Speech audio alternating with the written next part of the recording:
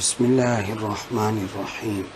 اللهم صل على محمد وعلى آل محمد كما صليت على إبراهيم وعلى آل إبراهيم إنك حميد مجيد اللهم بارك على محمد وعلى آل محمد كما باركت على إبراهيم وعلى آل إبراهيم إنك حميد مجيد عن أبي هريرة رضي الله تعالى عنه قال قال رسول الله صلى الله عليه وسلم من أنفق زوجين من شيء من الأشياء في سبيل الله دعي من أبواب الجنة وللجنة أبواب فمن كان من أهل الصلاة دعي من باب الصلاة ومن كان من أهل الجهاد دعي من باب الجهاد ومن كان من أهل الصدقة دعي من باب الصدقة ومن كان من أهل الصيام دعي من باب الريان فقال أبو بكر ما على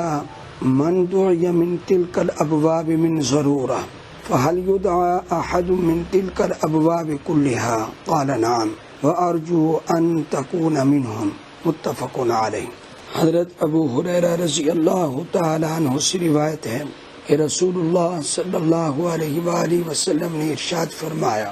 جس شخص نے اشیاء میں سے کسی شے کی دو چیزیں یعنی 2 عدد خرچ کی فی سبیل اللہ، اللہ کی رضا کے لیے، دعی من ابواب الجنہ، اس کو جنت کے دروازوں سے پکارا جائے گا، اس کو آواز آئے گی کہ تو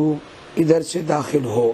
اس کی شرح میں حافظ ابن حجر عسقلانی رحمہ اللہ تو یہ ارشاد فرماتے ہیں کہ زوجین سے مراد ہیں صنفین، یعنی 2 قسمیں مال کی، دونوں سے خرچ کرے۔ مثلا ایک آدمی کے پاس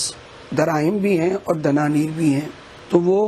درہم بھی خرچ کرے اور دینار بھی خرچ کرے، اللہ تعالی اس کو یہ فضیلت عطا فرمائیں گے کہ اس کو جنت کے دروازوں سے پکارا جائے گا۔ لیکن حافظ ابن حجر عسقلانی رحمہ اللہ کے اس قول کو وہم قرار دیا گیا ہے، اور علامہ طیبی رحمہ اللہ ارشاد فرماتے ہیں کہ اس کا مطلب یہ ہے کہ ایک ہی جنس کی 2 چیزیں خرچ کرے۔ مثلا کسی کے پاس درہم ہے تو 2 درہم خرچ کرے، اور کسی کے پاس دینار ہے تو 2 دینار خرچ کرے۔ کسی کے پاس کوئی چیز ہے، ایک خرچ کرنے کی بجائے اسی جنس کی 2 عدد چیزیں خرچ کرے، اس کو یہ فضیلت حاصل ہوگی۔ تو ایک آدمی کسی کو 1 روپیہ دینے کی بجائے اس کو 2 روپے دے دے، اسی طرح ایک ہی جنس کی 2 چیزیں اگر خرچ کر دے تو اس کو اللہ تعالیٰ یہ فضیلت عطا فرمائیں گے۔ وَلِلْجَنَّةِ أَبْوَابٌ، اور جنت کے کئی دروازے ہیں، اور وہ کئی دروازے کتنے ہیں؟ 8 دروازے ہیں، 8 ہیں۔ فمن کان من اہل الصلاۃ، جو شخص نماز والوں میں سے ہوگا۔ مسلمان نماز تو پڑھتے ہیں، تو نماز والوں سے کیا مطلب ہے؟ اس کا یہ مطلب ہے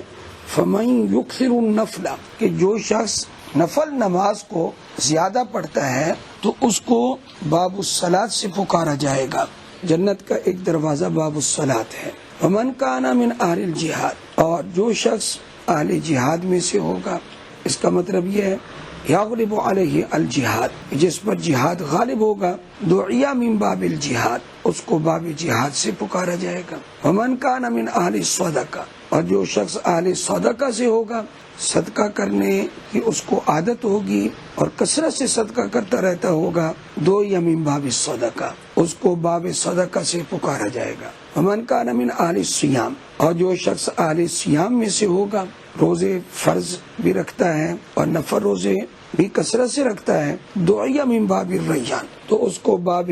ریان سے پکارا جائے گا اور وہ اس دروازے سے داخل ہو کر جنت میں جائے گا۔ سیدنا ابو بکر صدیق رضی اللہ تعالی عنہ سن رہے تھے، فقال ابو بکر ما ادا من دعی من ابواب الجنہ من ضرورہ، ان دروازوں میں سے کسی دروازے سے بھی کسی کو پکار آ جائے، ایک دروازے سے بھی پکار آ جائے تو اس کو اس بات کی کوئی ضرورت نہیں ہے کہ باقی دروازوں سے بھی اس کو پکارا جائے، کیونکہ ایک دروازے سے داخلہ ہوگا، سب دروازوں سے تو داخلہ نہیں ہوگا، ضرورت اس کی ایک ہی دروازے سے پوری ہو جائے گی۔ اگر ایک دروازے سے پکار آ جائے تو دوسرے دروازوں سے پکارے جانے کی ضرورت تو نہیں ہے، کیونکہ مقصود حاصل ہو گیا، وہ ہے دخول جنہ۔ فَهَلْ يُدْعَى أَحَدٌ مِّن تِلْكَ الْأَبْوَابِ كُلِّهَا، اس کے باوجود کیا کوئی ایسا خوش نصیب بھی ہوگا کہ جس کو ان تمام دروازوں سے پکار آئے گی اور اس کو بلایا جائے گا؟ تو نبی علیہ الصلوۃ والسلام نے ارشاد فرمایا نعم، ہاں ایسا بھی ہوگا، خوش نصیب ہوں گے۔ وَأَرْجُو أَن تَكُونَ مِنْهُمْ، اور حضور علیہ الصلوۃ والسلام نے فرمایا مجھے امید ہے کہ تو انہی میں سے ہوگا، تجھے بھی تمام دروازوں سے پکارا جائے گا۔ اس کی وجہ علماء نے لکھی ہے کہ انه كان جامعا لتلك الخيرات كلها، اس لیے کہ سیدنا صدیق اکبر رضی اللہ تعالی عنہ تمام نیکی کے کاموں میں سبقت کرنے والے تھے اور جامع تھے، تو جامع ہونے کی وجہ سے، جامع الخیرات ہونے کی وجہ سے حضرت سیدنا صدیق اکبر رضی اللہ تعالی عنہ کو پکارا جائے گا۔ اور بندہ یہ امید کرتا ہے کہ انشاءاللہ العزیز جن جن لوگوں کو تمام دروازوں سے پکارا جائے گا ان میں جناب صدیق اکبر رضی اللہ تعالی عنہ افضل اور اعلیٰ ہوں گے اور سب سے بہتر ہوں گے۔ اس کی وجہ یہ ہے کہ ارجو، حضور اکرم صلی اللہ علیہ وآلہ وسلم کی جو امید ہے